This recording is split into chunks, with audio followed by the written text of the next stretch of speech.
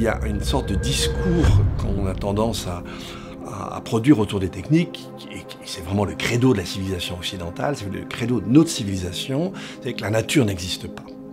Pour un économiste néoclassique, la nature, c'est du capital que je détruis indéfiniment. C'est toujours mon idée d'optimum. C'est-à-dire qu'aujourd'hui, on doit sortir des fossiles. Il est urgent de sortir des fossiles. Là, il faudrait qu'on bouge très vite. Mais, donc, il faut imaginer ces technologies comme quelque chose de partiel qui va nous aider à une sorte de transition.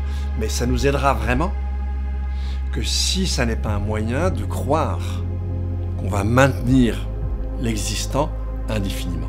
Or souvent, ces techniques, par ceux qui les produisent, sont vendues à ceux qui les financent comme le moyen de ne rien changer. C'est-à-dire qu'on va simplement substituer une source énergétique à une autre et on va continuer comme avant. Par rapport aux énergies renouvelables, il y a deux discours. Il y a le discours qui consiste à dire il faut foncer là-dedans parce qu'effectivement il faut continuer sur la même lancée sans se casser la figure et donc il faut décarboner le plus rapidement possible.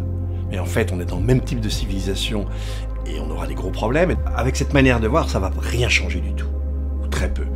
En revanche, si on se dit, si on reprend et on redonne un sens à ces renouvelables dans un projet de société plus intelligent, alors là oui on va y gagner. Et c'est pas qu'une question technique. Et on doit parler de ROI étendu, on doit voir les limites dans le développement, et on doit surtout bien comprendre que qu'on va réussir si on sait mailler des technologies et des modes de vie nouveaux.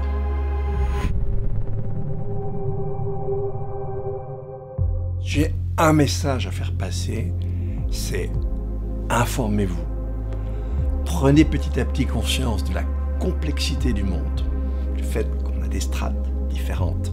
Il faut arriver à les comprendre, à comprendre leur agencement, et qu'il n'y a jamais un problème compliqué de solution simple.